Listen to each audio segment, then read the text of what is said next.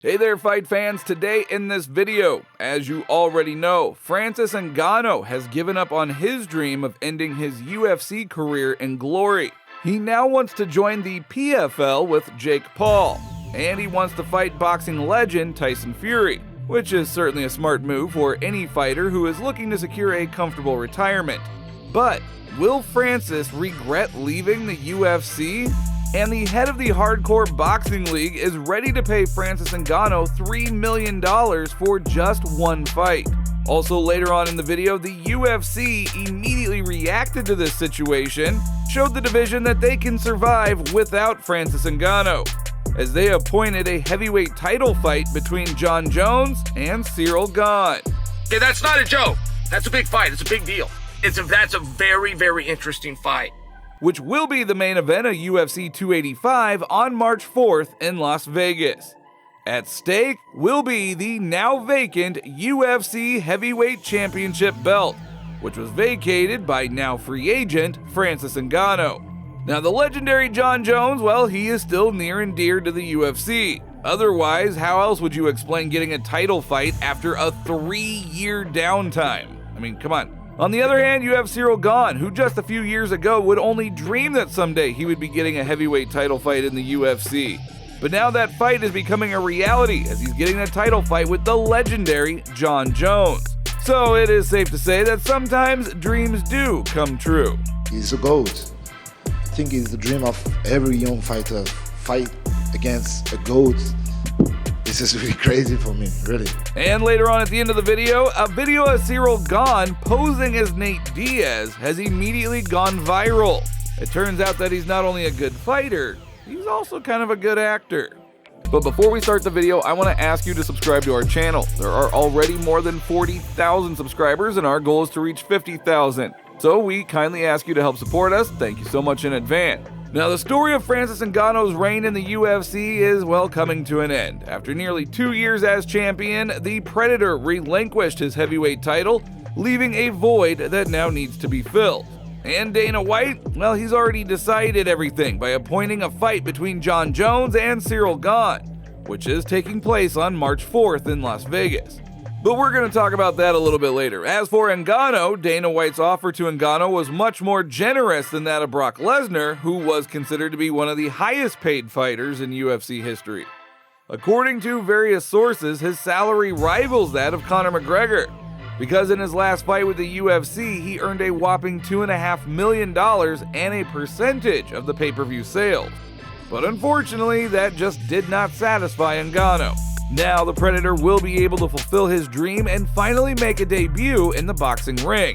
However, this could be a huge mistake. With all due respect, Ngannou is not a professional boxer. Sure, he's got the power, but he's not a boxer.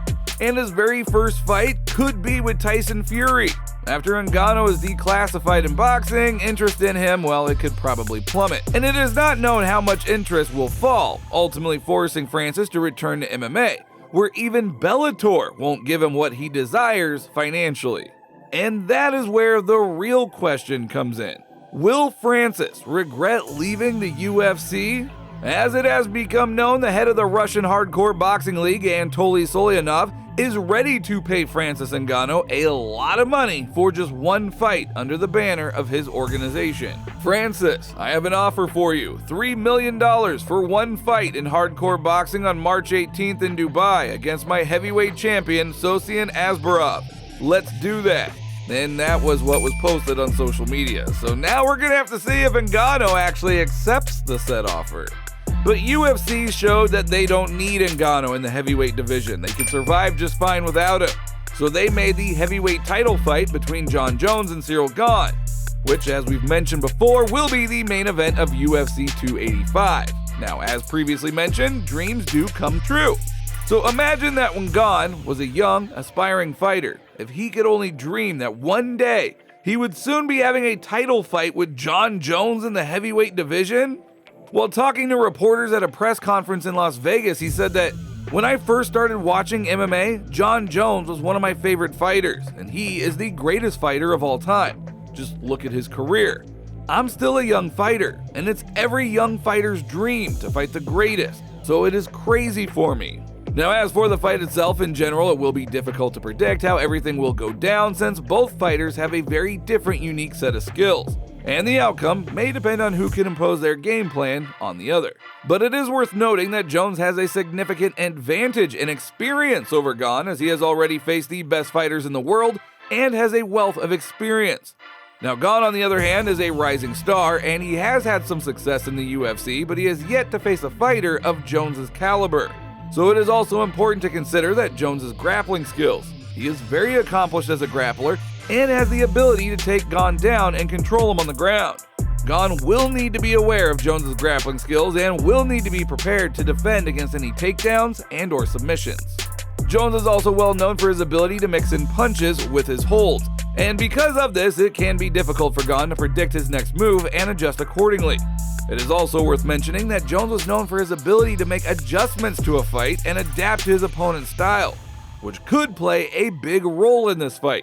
The defensive wrestling of Gane, to me, seems like a very important question here. If Jon still has good wrestling ability, let's just say that, something approximating what he had in some of his better days in light heavyweight, that might be a problem for Gane. That might be a problem. As he could calculate Gane's striking patterns and then just make his adjustments accordingly. So in my opinion, it's kind of hard to predict the outcome of this fight, but it is still bound to be very exciting. And it also has become known that Jon Jones has signed a new contract with the promotion for 8 fights. This was announced by sports writer Aaron Bronstetter, referring to a post from UFC president Dana White. The bookmakers have already published the starting odds, and at the moment the odds for Gane to win are 1.645, while the success of Jones winning is estimated to be at 2.25. The big problem is Cyril Gun was out-wrestled by Francis Ngannou. And Jon Jones is not a dumb man. Jon Jones is a smart fighter. Jon Jones is training with another guy that I consider a very smart fighter and a very good coach in Henry Cejudo, and a guy that he knows a little bit about wrestling. Look, Jon Jones is going to take Cyril Gun off of his feet and systematically beat him down. Just telling you. So who would you give the best chance of winning to? Leave your thoughts down in the comments below. And Cyril Gun, who has arrived in Las Vegas as part of Imavov's team, reincarnated as Nate Diaz, perfectly capturing the characteristic movements and facial expressions of the popular fighter. A video of Cyril Gun posing as Nate Diaz immediately went viral online. It turns out that he's not only a great fighter, he's also a pretty good actor. So we're waiting for some more new videos. And now finally, we are at the end of this video. Former UFC middleweight champ Israel Adesanya became the organization's highest paid grossing fighter last year, with more than 1.5 million pay-per-view sales in his 3 fights. In particular, the rematch with Robert Whittaker at UFC 271 in Houston sold 600,000 pay-per-views.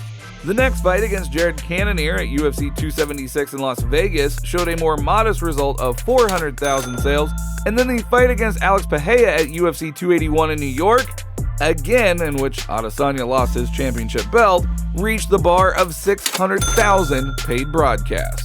So that is all for today. If you liked the video, don't forget to like and subscribe to the channel because it is very important to us, and thank you all in advance.